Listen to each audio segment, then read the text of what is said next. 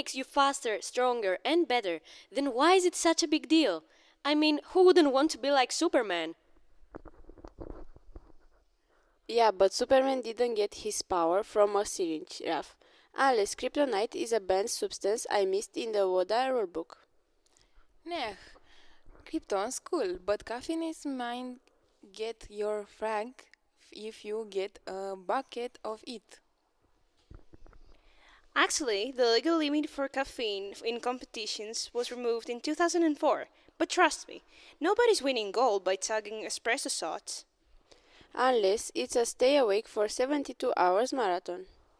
Honestly, doping is just scripting wrapped in a lab code. Sure, it might help you win, but your body plays the table later, and it's a healthy one. Oh, come on, aren't we being a bit dramatic? Some athletes seem fine, right? Appearances can be deceiving. Anabolic steroids, for example, can mess with your heart, liver, and even your brain chemistry. And let's not forget the legendary voice change. Suddenly, the soprano becomes a baritone. So, steroids give you a career as a jazz singer too? Two birds, one syringe? Yeah, right. But you are leaving quite the brand, just the jokes one. Your. Plus, there's the ethical side. Doping robs clean athletes of their hard-earned wins. It's like showing up to a marathon in a sports car and claiming you're the fastest runner. Or baking a store-bought cake for a bake-off and acting like you are a Michelin star chef. Now that I do. Typical Raf, always looking for shortcuts. Look, real champions are bowling on sweat, not sympathetic hormones. And science supports that. Sustainable performance comes from disciplined training, nutrition, and rest. Boring, no shortcuts at all? Nope, hard work is the OG performance enhancer, my friend. And hey, at the last hard work, don't shake your, let's say, ambitions. Is nothing sacred? Nope, not in doping discussions. To be, to be clear, though, there is room for legitimate medical treatments in sports, just not enhancing abuse. Yeah, there is a fine line between treating an injury and turning into a Marvel villain. Speaking of violence, remember last Armstrong 7 year the French trips strapping because of doping. Oh wow, wasn't he a hero? He was until it turned out he was reading with a chemistry set. His case highlighted how sophisticated doping had become. Blood transfusions, EPO, and it was like something out of a spy movie. And here I thought cyclists just drank Gatorade. Nope, there's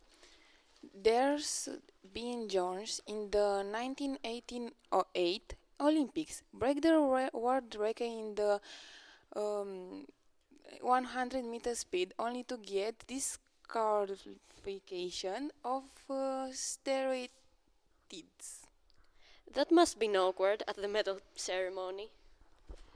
More awkward than your karaoke night last week. Hey, I thought I hit those high notes. Sure, if by high notes you are mean alarm sirens.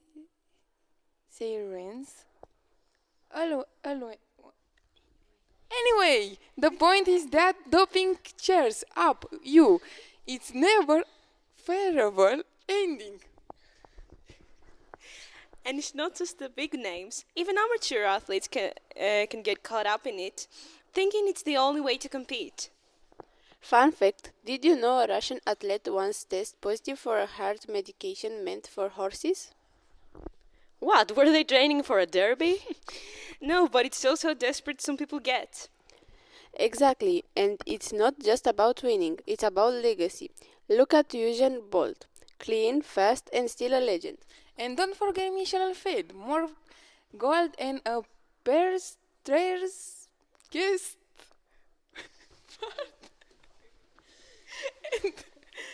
Squared. So what's the takeaway here? Hard work and Kale smoothies? Kel won't win you medals, but it might earn you respect from the market crowd. And respect lasts longer than any gold medal. Exact, for Kale respect. That's for girl stuff. True, just like a doped up.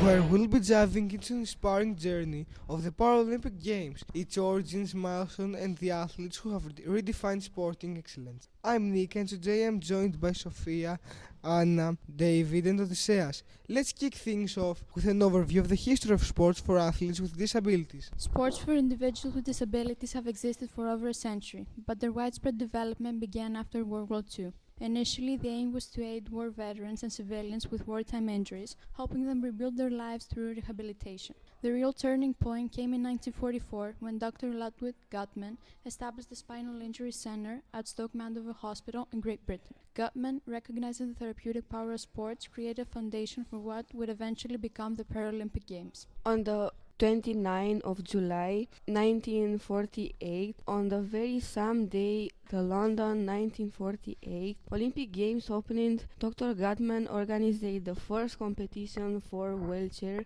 athletes. Now, as the Stoke Mandeville Games, that event was a pivotal moment marking the beginning of the Paralympics movement. At the time, it involved just 16 athletes, all of whom had suffered serious injuries during the war. They competed in archery, and little did they know, this small competition would snowball into one of the largest global sporting events for athletes with disabilities. Indeed, by 1960, the Paralympic Games had taken shape, and the first official games were held in Rome, Italy, with 400 athletes from 23 countries. The Games' international scope grew rapidly, and in 1976, the first Winter Paralympics were held in Sweden. The Paralympics gained ever greater recognition when they began being hosted in the same cities as the Olympics, starting in Seoul in 1988 for the Summer Games and Albertville in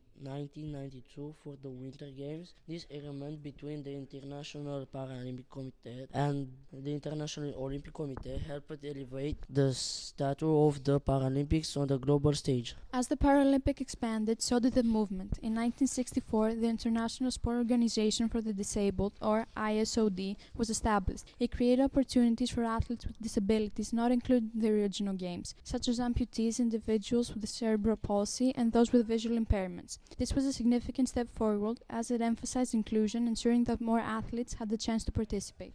That's right, and it wasn't just about adding more events. The movement continued to grow. In 1989, the International Paralympic Committee, or IPC, was founded. This was a major milestone as it created a unified global governing body for the Paralympic movement, allowing for a more organized and coordinated approach to the Games. The term Paralympic itself comes from the Greek word para, meaning alongside, indicating that the Paralympics run parallel to the Olympic Games. It truly emphasizes the equal standing of the two events. Speaking of the Paralympics, let's now forget the impressive list of sports that are now a part of the game. Today, the Paralympics game feature 28 sports with 22 summer and 6 winter disciplines. From para-athletics to wheelchair curling, these sports provide a platform for athletes to showcase their talent and push the boundaries of what is physically possible. And with the continuous evolution of technology and training methods, the level of competition has only increased. And within these sports, there have been some extraordinary athletes who have truly redefined what it means to excel. Take Triska Zone, for example, the most successful Paralympian of all time, with an astonishing 55 medals, including 41 golds. Zorn, who is blind, has demonstrated incredible resilience and has become an iconic figure in the world of paraswimming. Absolutely. Another remarkable athlete is Rennie Fillmore, a dual-sport Paralympian who has competed in both Summer and Winter Games. Moller has 23 medals to her name, including 19 gold in events like slalom and downhill skiing. Her story is a testament of perseverance, especially after losing half of her leg in a farm accident at just 3 years old. She was the first athlete with a disability to secure $1 million sponsorship deal. And then there's Grigoris Polychronidis, a Greek bocce player who has amassed numerous medals in his career, including gold in the 2012 London Paralympics. Polychronidis' dedication to the sport has made him a role model for many, and his journey is a reflection of the growing recognition of athletes with disabilities on the global stage. Exactly, and don't forget Karolina Novak, a Romanian cyclist who made history by winning the first ever Paralympics medal for Romania in 2008 after losing a foot in a car accident. Novak switched the cycling and went on to win multiple medals, including a gold in the 2012 and